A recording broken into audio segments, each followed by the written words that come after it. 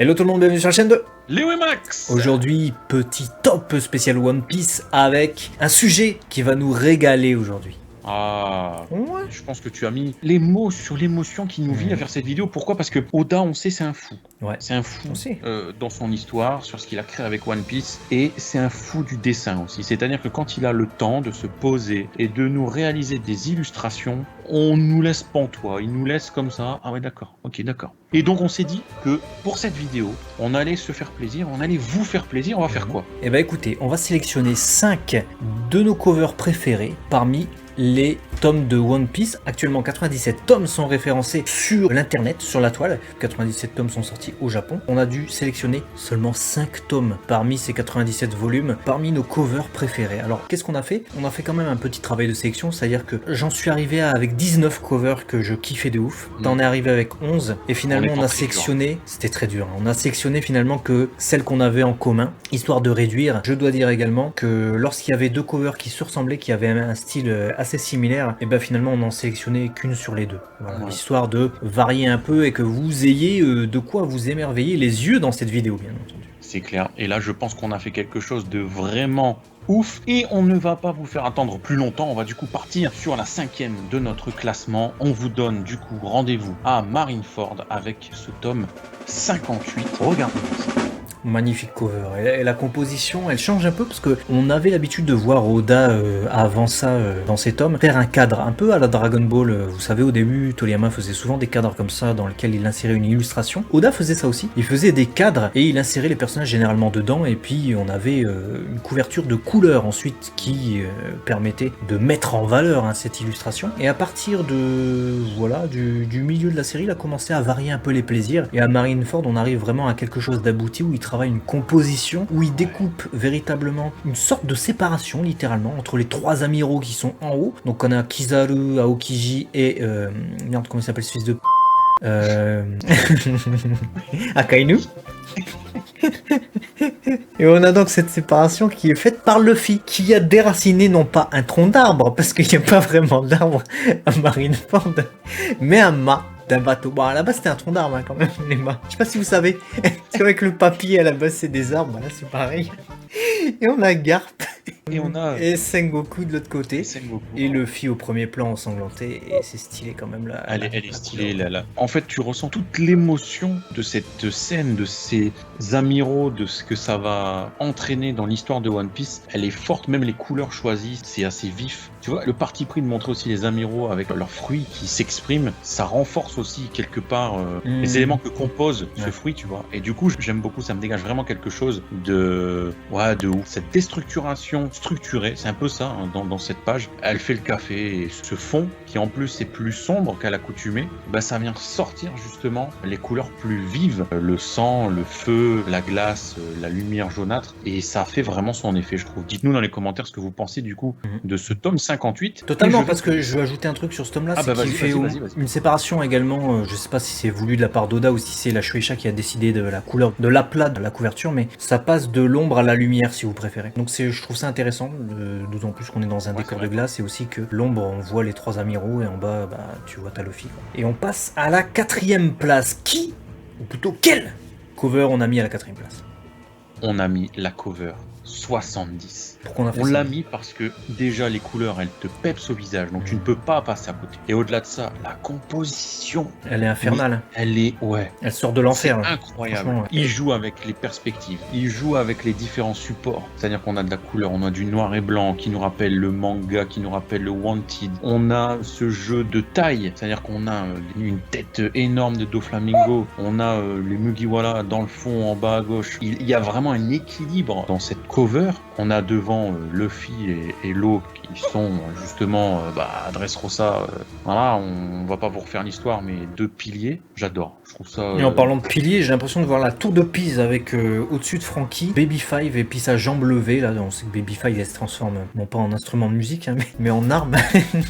Et on a justement en haut de cette tour qu'il va falloir abattre, puisque vous savez certainement que les membres de la Don Quichotte Family de Doflamingo sont justement les cartes à abattre. Et ben en haut de cette tour, non pas d'ivoire mais d'acier, il y a Doflamingo qui rigole avec derrière les autres menaces, adversaires, potentiels rivaux, que sont les mecs de la pire génération qui vont tomber face à Kaido à ce moment-là. Et moi j'aime tout particulièrement aussi, en plus de la couleur jaune très pétante. C'est un beau jaune, c'est un des jaunes que je préfère.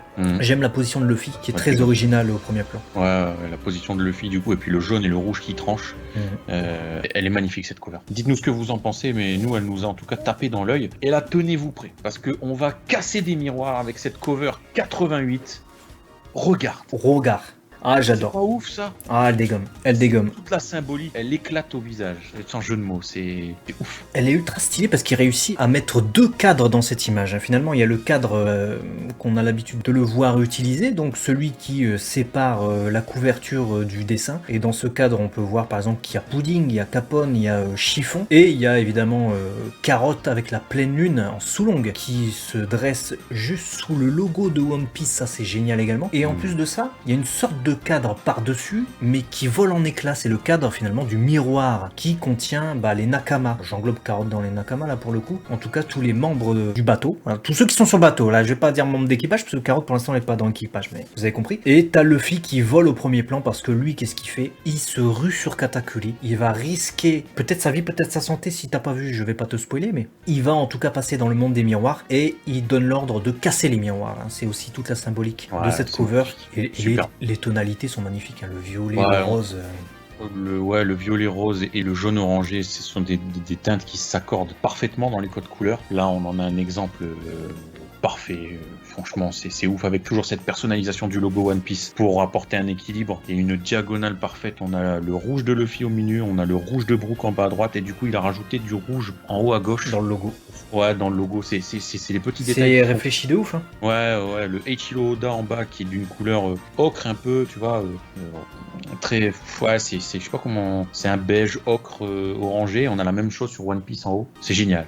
Franchement, top cette cover. Dites-nous dans les commentaires ce que vous pensez aussi de celle-ci avant qu'on entame déjà la 2e place. Et je vais te laisser annoncer notre 2e place parce que elle est lourde. Elle est très lourde. Effectivement, elle est lourde.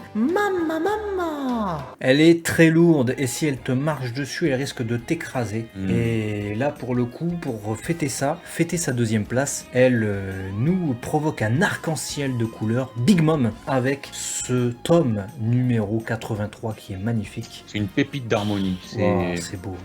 On aime beaucoup, vous le savez, on aime énormément cet arc et notamment cet environnement parce que on aime le fait qu'on puisse voir des gâteaux, des bonbons, des fruits, des arbres prendre vie. On est dans quelque chose de très fantastique, c'est vraiment un univers à part entière dans lequel on aime rêver. Il y a beaucoup de couleurs parce que forcément il y a un côté un peu enfantin aussi malgré tout dans cet univers et là on retrouve cette vivacité, cette couleur, c'est génial. J'adore en fait, je suis séduit à l'œil. En fait, c'est comme ça prend ses racines dans les contes, et notamment contes de Grimm et des trucs comme ça.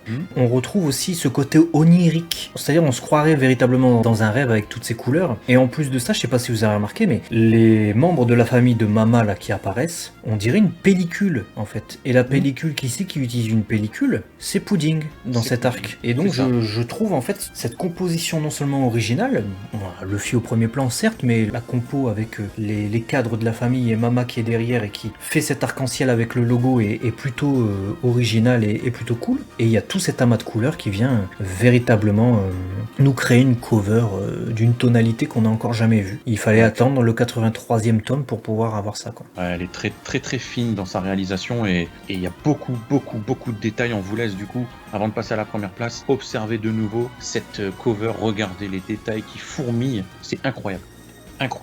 Et allez, sans plus attendre, on va vous balancer à l'unanimité la cover qui nous a séduit, plus que séduit. On s'est dit c'est bon, c'est celle-là, c'est la number one. Là vous êtes en train de vous dire mais c'est quoi ouais, sur 97 covers analysées, 97. Avoir une unanimité, c'est ouf. Là on a été unanime sur celle-là, tous les deux on était d'accord pour que ce soit effectivement certainement celle qui nous fait le plus d'effet parmi toutes les covers de One Piece. On a nommé la 62. Regardez-moi l'âme, l'ambiance,